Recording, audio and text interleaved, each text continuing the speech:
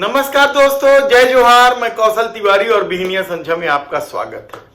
बार बार झूठ बोलने की वजह से पूरे देश में अपना विश्वास खो चुके मोदी सरकार ने क्या पांचों राज्यों को जाता देखकर लोकसभा चुनाव की तैयारी शुरू कर दी?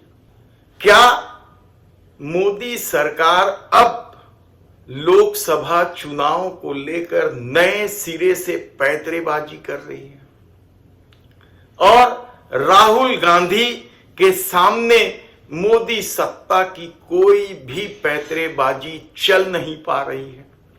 यह सवाल हम इसलिए उठा रहे हैं क्योंकि कल देश के प्रधानमंत्री नरेंद्र मोदी ने मध्य प्रदेश के चुनावी सभा के दौरान लोकसभा चुनाव की तैयारी की बात करने लग गए। अपने को फिर से तीसरी बार प्रधानमंत्री साबित करने लग गए और फिर वही राग दोहराने लग गए 70 साल के। फिर वही राग दोहराने लग गए विश्व में डंका के।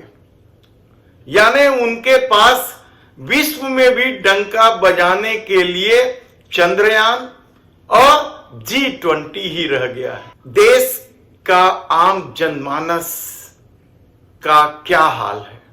वह किस तरीके से महंगाई से त्रस्त हो चली है और बेरोजगारी ने युवाओं का भविष्य निगलना शुरू कर दिया है। लेकिन प्रेम में फंसी मोदी सरकार शायद यह समझ ही नहीं पा रही है कि बार बार झूठ बोलने और अफवाह फैलाने का यह खेल अब अंतिम सोपान पर जा पहुंचा है।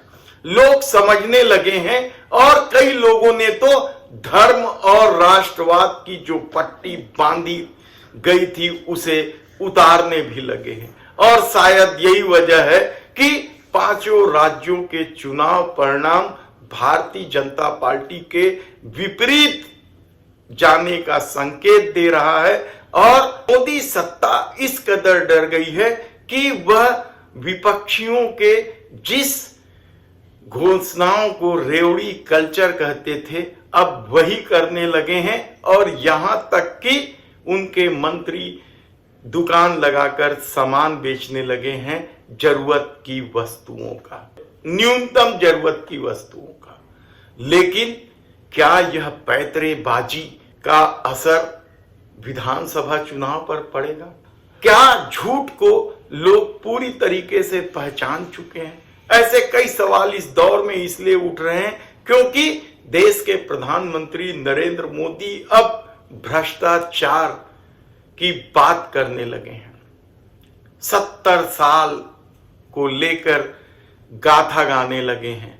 लेकिन दूसरी तरफ पांचों राज्यों की स्थिति इस कदर बिगड़ गई है। मिजोरम में मतदान हो चुका है और जो संकेत आ रहे हैं वह साफ कह रहा है कि भारतीय जनता पार्टी की स्थिति वहां बेहद खराब है और इस बात को जानने समझने की वजह से ही न तो वहां देश के प्रधानमंत्री चुनाव प्रचार के लिए और न ही देश के गृह मंत्री अमित शाह ही चुनाव प्रचार के लिए पहुंचे। आप सोचिए 40 विधानसभा वाले मिजोरम में आखिर देश के प्रधानमंत्री चुनाव प्रचार करने क्यों नहीं पहुंचे? यानी वे समझ गए हैं कि उनका जादू केवल हिंदी पट्टी में है। नॉर्थ ईस्ट में खत्म हो चुका है। साउथ में बचा खुचा जो भारतीय जनता पार्टी का दांव था वह समाप्त हो चुका है। तब केवल हिंदी पट्टी के भरोसे क्या 2024 की वैतरणी पार की जा सकती? लेकिन जो सर्वे रिपोर्ट आ रहे हैं वह साफ कह रहा है कि राजस्थान का रिवाज बदल रहा है। मध्य प्रदेश में तो वे राम मंदिर का पोस्टर लगाकर फिर से खेल खेल रहे हैं लेकिन वह भी काम नहीं आ रहा है। और छत्तीसगढ़ में तो पहले चरण के चुनाव के संकेत साफ दिखाई दे रहे हैं कि भारतीय जनता पार्टी की स्थिति पिछले बार जैसी है। पिछले बार छत्तीसगढ़ के जिन 20 सीटों में मतदान हुआ है वहां भारतीय जनता पार्टी 2 सीट ही जीत पाई थी। 1 सीट जोगी कांग्रेस ने जीती थी और 17 सीट कांग्रेस के कब्जे में रही। तो क्या यही स्थिति है?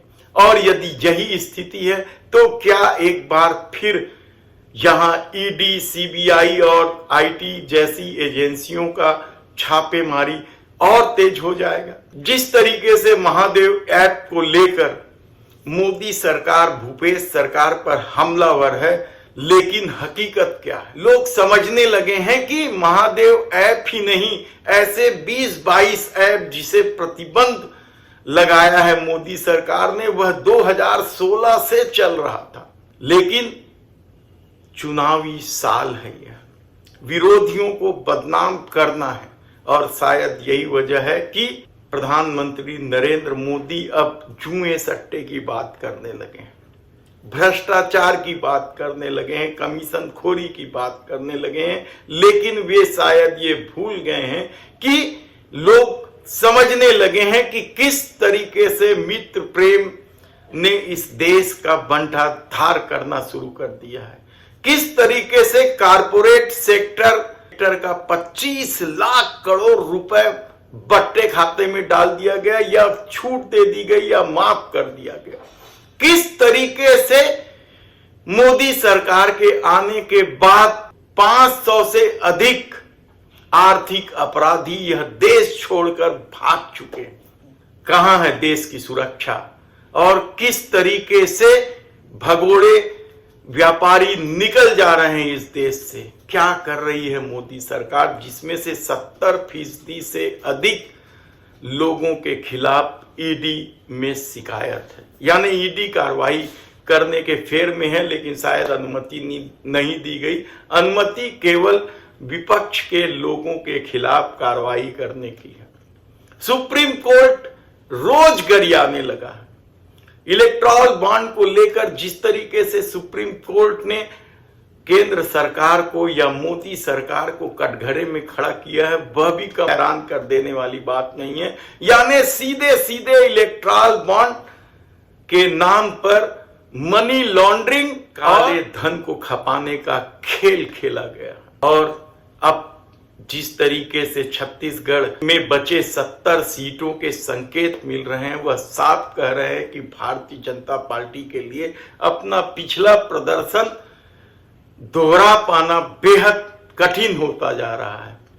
यानी 70 सीटों में भारतीय जनता पार्टी की स्थिति बेहद खराब है। हर तरफ भूपेश सरकार के द्वारा किए गए कर्ज माफी की घोषणा, किसानों से प्रति क्विंटल 3200 रुपए में लिए जाने वाले उपज और 500 रुपए गैस में सब्सिडी, बिजली फ्री, यही तो परसेप्शन बन चुका है छत्तीसगढ़ में। ऐसे में मोदी सरकार क्या महादेव ऐप या घपले घोटाले की बात उठाकर इस परसेप्शन को बदल पाएंगे? कहना कठिन है। हम आपको एक एक लोकसभा क्षेत्रवार बताते जाएंगे कि छत्तीसगढ़ में भारतीय जनता पार्टी कहां खड़ी है और कांग्रेस को लेकर लोग किस तरीके से उत्साहित है।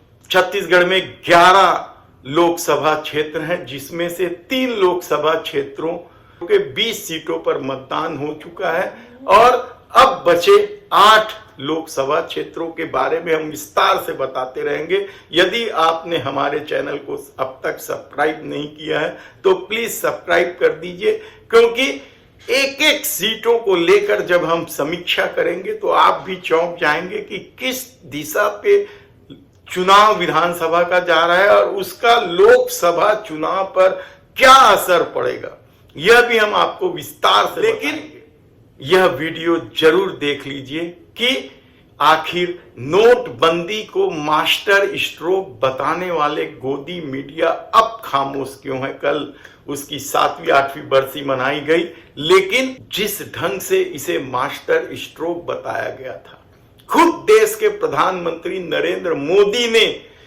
किस तरीके से इसे प्रचारित प्रसारित किया था और यहां तक कह दिया था कि 50 दिन में यदि सब कुछ ठीक नहीं हुआ तो वे चौराहे में आने को तैयार हैं।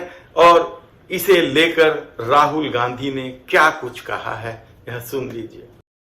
नोटबंदी कोई गलती नहीं थी, नोटबंदी आपके ऊपर आक्रमण था, नोटबंदी आपके पैर पर कुल्हाड़ी मारी गई थी। गलतफहमी में मत आइए, ये जानबूझ के आपको नष्ट करने के लिए, आपको खत्म करने के लिए और सबसे बड़े बिजनेस के लिए रास्ता खोलने का तरीका है। प्रधानमंत्री जी का लक्ष्य था कि हिंदुस्तान के सबसे बड़े क्रोनी कैपिटलिस्ट, जिनके कारण टेलीविजन पे हर रोज नरेंद्र मोदी जी का चेहरा दिखाई देता है, कि उनको पैसा मिले। और पैसा कैसे मिले? हिंदुस्तान के किसान, हिंदुस्तान के महिला, हिंदुस्तान के छोटे दुकानदार, हिंदुस्तान के middle size business, small size businesses के जेब में से पैसा निकाल के सीधा उनके 15-20 क्रोनी कैपिटलिस्ट मित्रों को मिले। आज बस इतना ही। धन्यवाद।